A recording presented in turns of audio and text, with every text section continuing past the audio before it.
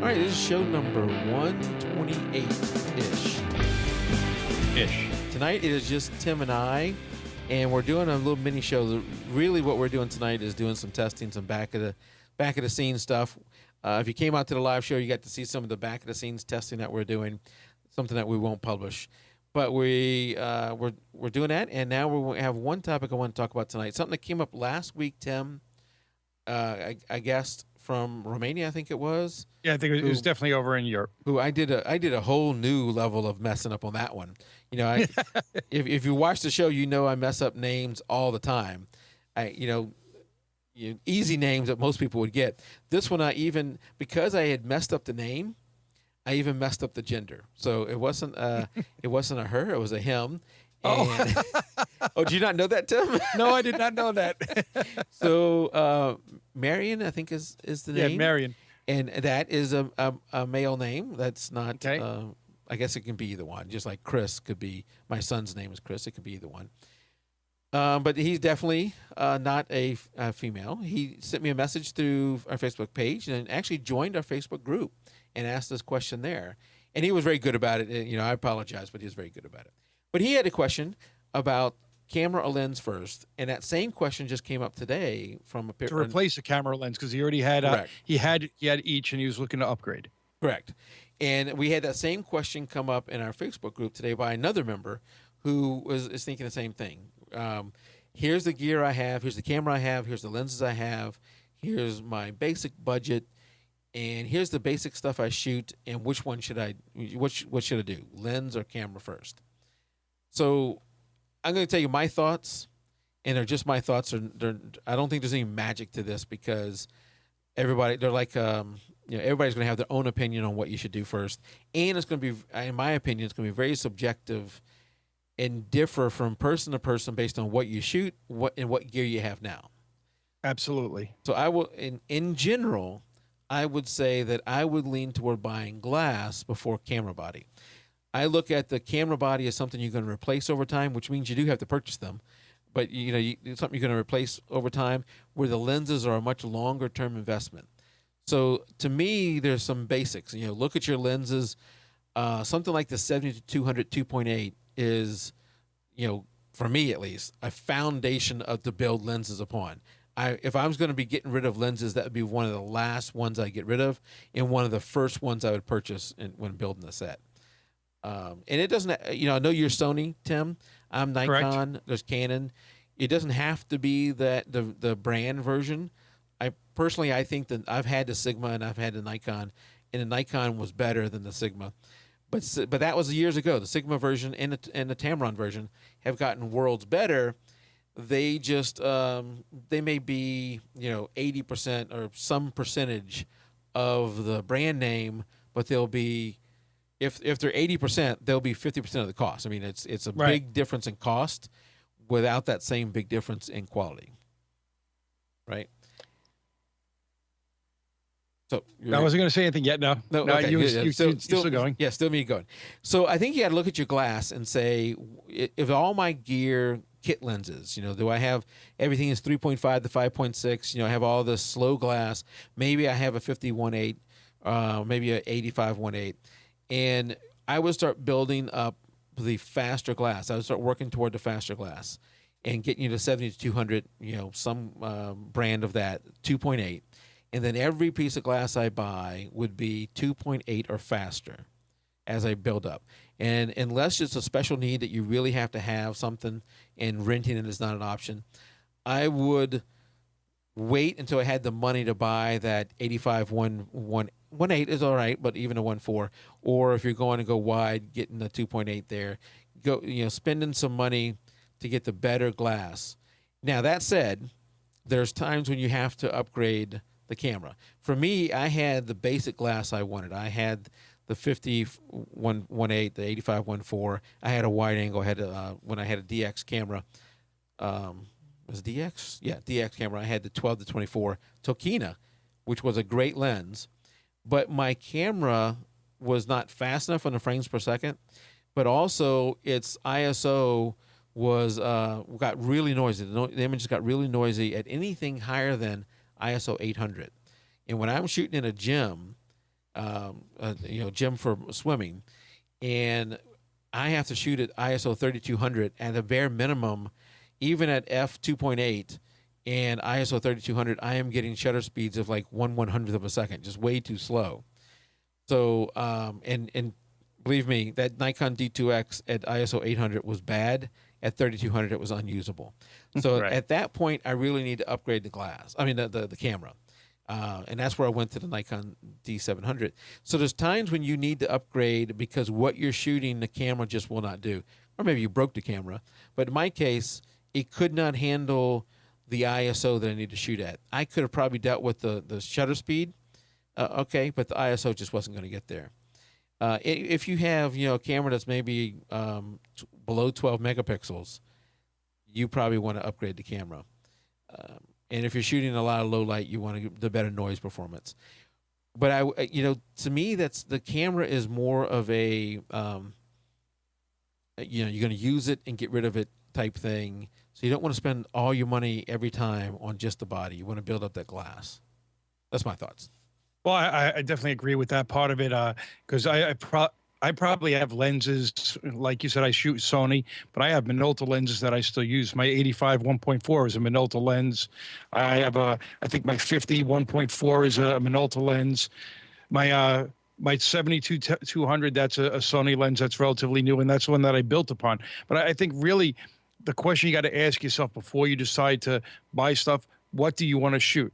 And then determine what your cost is going to be and what gear do you currently have.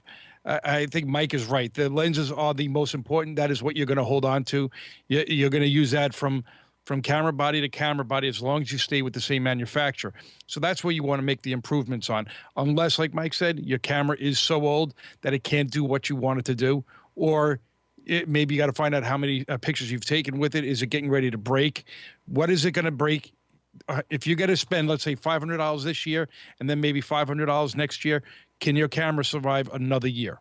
If it can't, then you have to replace the body. But otherwise, I agree. You got to go with the lenses, and that's the primary foundation to everything. The body is pretty much the disposable part of the equation.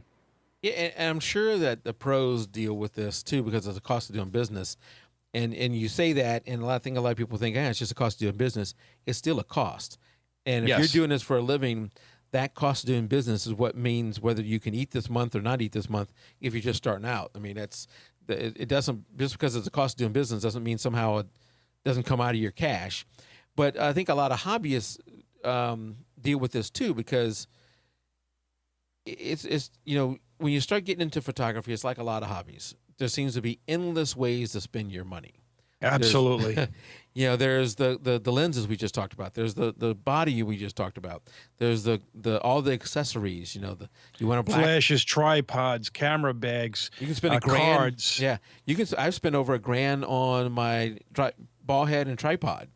If you get a really good tripod and ball head, you can spend $1,000 there. And then you've got the computer, and you may not think about that at first, but you got to have a computer that can handle the type of images you're taking. If you just got a Nikon D800 or a Canon that whatever their top one is with high megapixels, you're going to need some power there, storage, all these things just keep adding up. So when you get down to your budget to spend on camera and lenses, it's always stretched unless you just have crap load of money, and then you should be using what, Tim? The Amazon link. The Amazon. Oh, I should have that up better. The Amazon link. Whenever you go to buy something, jpeg2RAW.com/Amazon, you should be using that. But we're all faced that you have a limited budget. You got to figure out what your budget is, and then probably like with a lot of things. Here's the thought, Tim, is you got to think further down the road. You probably can't buy everything you want now, and Chuck says 7D Mark II. Yeah, so you probably can't buy everything you want now, right? So you may want to sit down and say, all right, how much can I spend on this hobby or this business? Either one doesn't matter. On gear, on camera and lens, per year, and say, all right, if I'm going to spend $1,000, $2,000, whatever that is, $500, whatever it is per year, then lay that out. All right, what's my next purchase? What's my second purchase? What's that purchase? It needs to be a fluid schedule, because you may think that I'm all into macro photography, and then next year you decide, I'm really into landscape, and Big difference in lenses. two different things. So you're not going to be able to set a 10-year plan and then stick to it.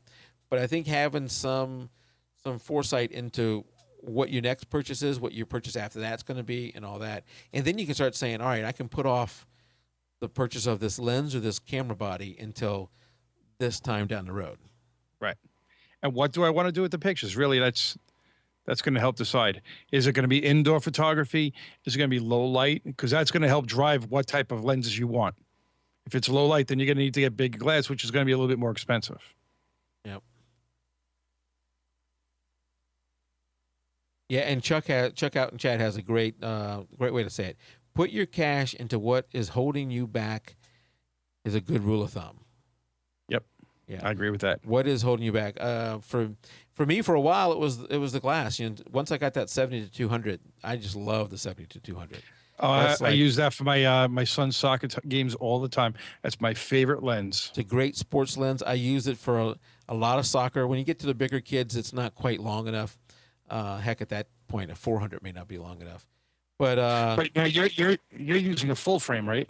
I am. Your cameras. Yeah. See, my 7200 is really a 300. Yeah, that was one of the downsides when I moved to a full frame. Is it wasn't quite tight in there.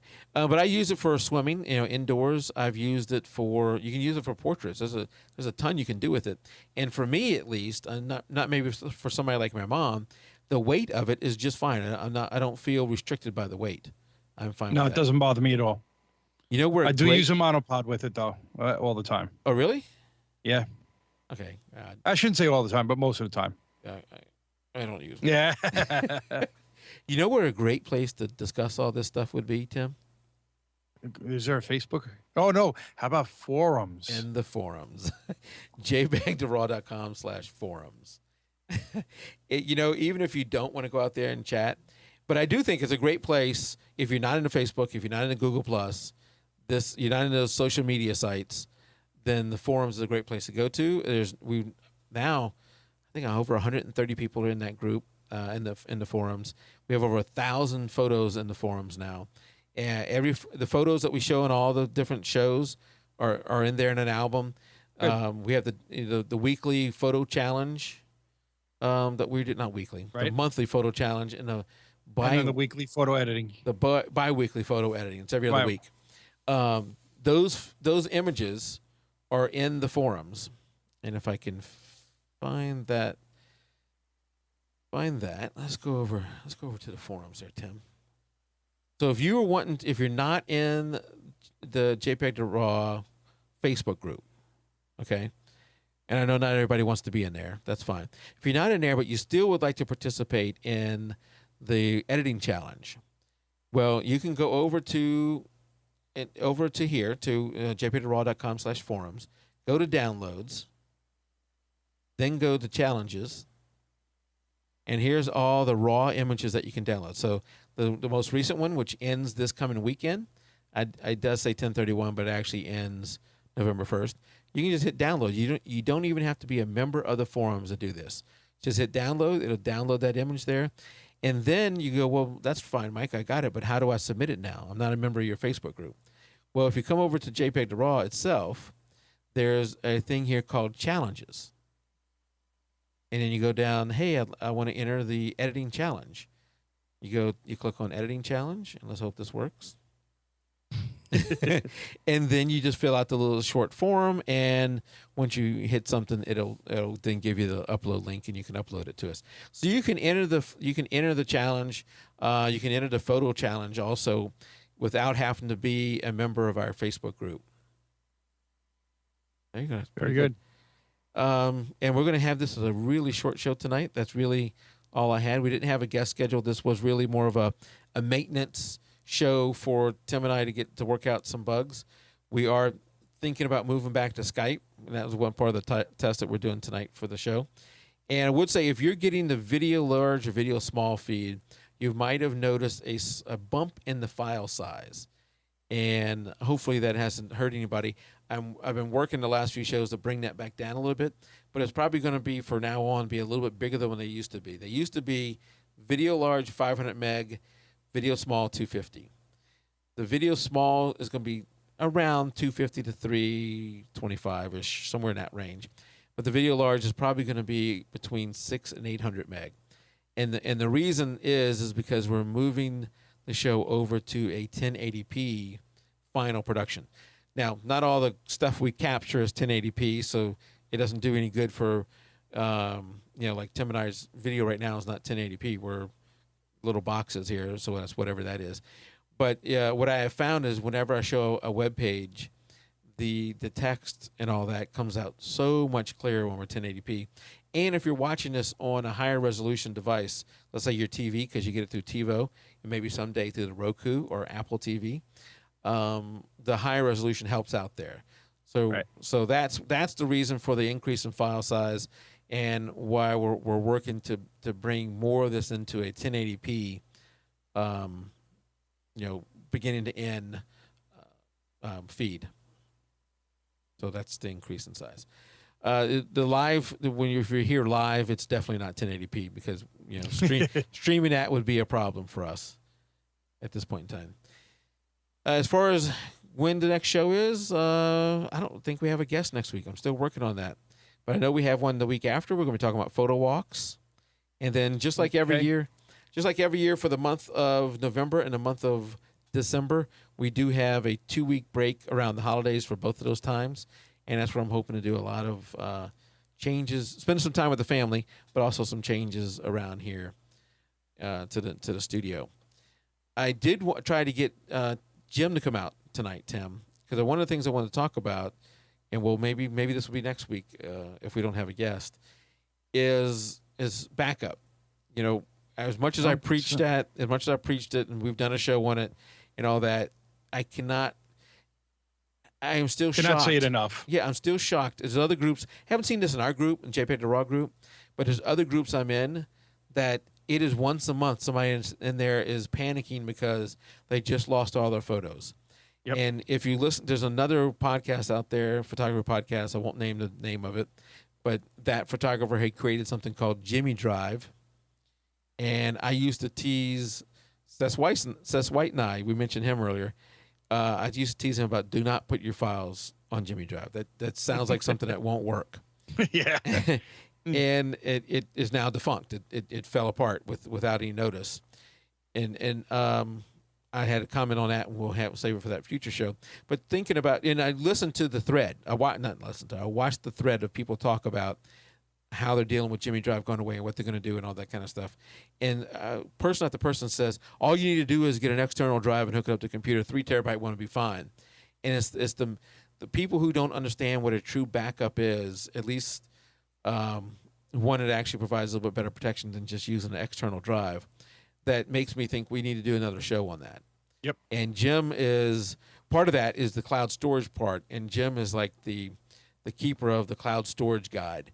And yes, he's got that whole matrix for it. Yeah, so I thought having him come on and talk about that and do that as at least a short show, we talk about that. It's one of those things I don't think we can say enough.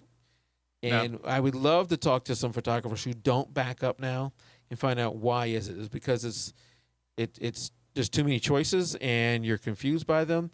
It's just another thing you have to do, and you don't have the time to do it. There's a lot of roadblocks there, I'm sure. And I don't know how to solve all those roadblocks, but at least, the more information we can give, the better. All right, well, that's it for this week. Until next show, good night, everybody.